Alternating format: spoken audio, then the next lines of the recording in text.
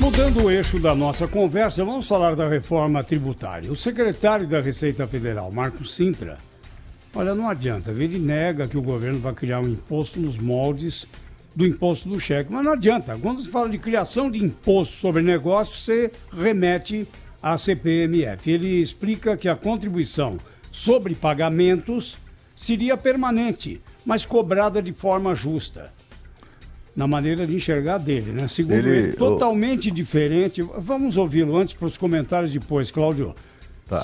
Será totalmente diferente da experiência que o país já teve com a CPMF.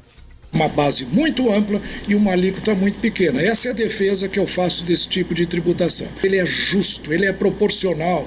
Quem paga mais é porque ganha mais. Quem ganha menos, paga menos. É uma proporção daquilo que ele movimenta.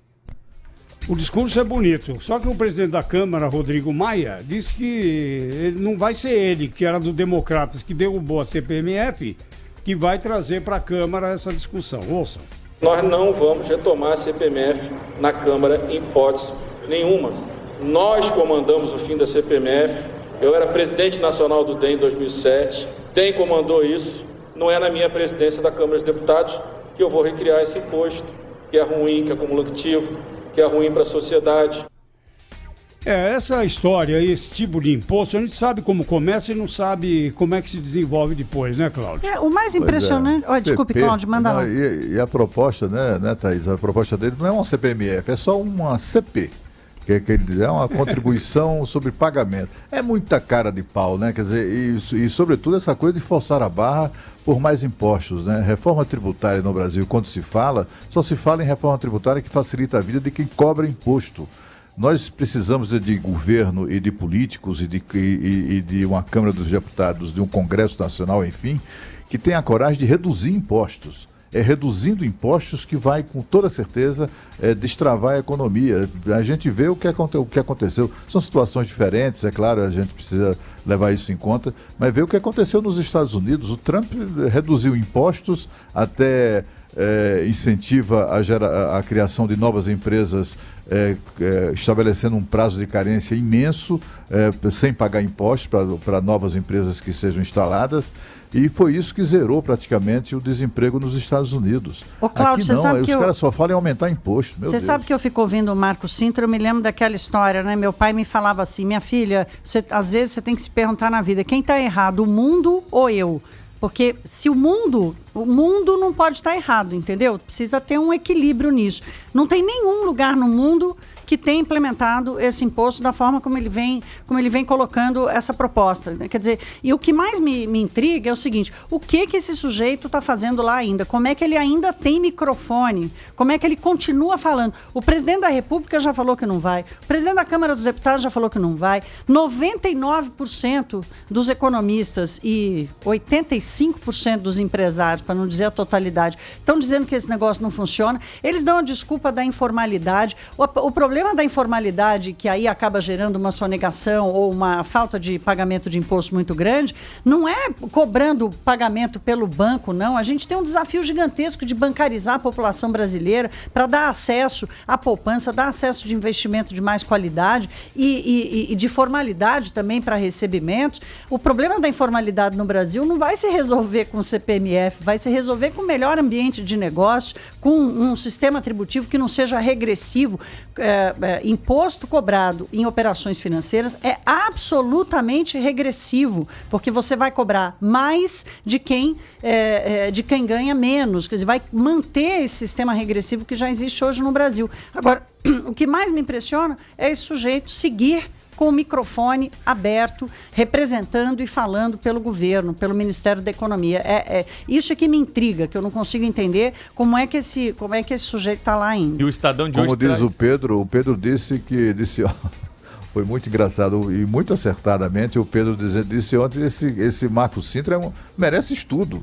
Né? Tem que ser estudado esse cara. Ele contraria o governo todo dia, né? Todo dia ele contraria. Sabe o que eu acho? O presidente da República fala uma coisa, ele fala outra. Ele deve manter, segue o jogo. Ele deve manter no gabinete dele aquele leão com que ele fazia propaganda e aí fica todo eleitoral. mundo com medo. Aí o pessoal fica com medo de entrar lá, porque é a única razão, né? Pode soltar o leão. Tem um leão aqui dentro. Se você parecer, eu toco ele em cima de você, né? E o Estadão traz hoje, né, Thaís, que a Receita pode virar uma autarquia, uma espécie de uma agência reguladora, né? O Ministério da Economia está estudando essa possibilidade, que é alvo de crítica dos auditores, que podem perder espaço para loteamento político e tudo mais. Isso é o Marco Sintra querendo mandato para ficar indemissível. Isso também. Não, essa discussão ontem o Rodrigo Maia teve no Roda Viva. Aliás, ele passou o dia inteiro ontem aqui em São Paulo falando um monte de coisa, terminou falando no Roda Viva. Ele falou uma coisa interessante que eu acho que cabe ao debate. Eu não tenho opinião formada sobre isso, mas o debate é o seguinte: a gente tem um órgão que concentra o poder de regular, fiscalizar e punir. Isso não existe em nenhum lugar do mundo uma Receita Federal que concentre esses três poderes com relação ao cumprimento fiscal. Então, precisa haver essa discussão. Os auditores fiscais no Brasil viraram uma coisa absolutamente poderosa. A gente está vendo aí um monte de escândalo envolvendo o acesso a dados sigilosos e tal. Então, acho que cabe uma discussão de qual é o modelo do sistema de arrecadação de impostos. Quer dizer, qual é o papel da Receita Federal? Ela tem que regular, arrecadar, regular, fiscalizar e punir? Cabe a ela todas essas esferas de poder com relação à contribuição fiscal no Brasil? Não sei, eu acho que o debate é válido. Se vai virar autarquia ou não, eu não sei. Certamente dar esse poder todo para o Marco Sintra também não seria responsável. Agora a Receita Federal também não pode se prestar ao que fez ao ministro do TCU, Bruno Dantas, né? Que manifestou uma posição favorável ao fim do pagamento de uma bonificação para auditores fiscais, uma bonificação, aliás, que nos custa mais de R$1 bilhão. É uma vergonha três dias depois, eles estavam lá intimando o ministro a prestar contas. Aliás, o negócio é tão absurdo que eram gastos com saúde, né? Eles exigiram do ministro, anos depois da prestação, aliás, e com os esclarecimentos já prestados, eles exigiram do ministro que ele apresentasse cópia do cheque ou dos cheques que foram usados para pagar a despesa médica. Cópia do cheque.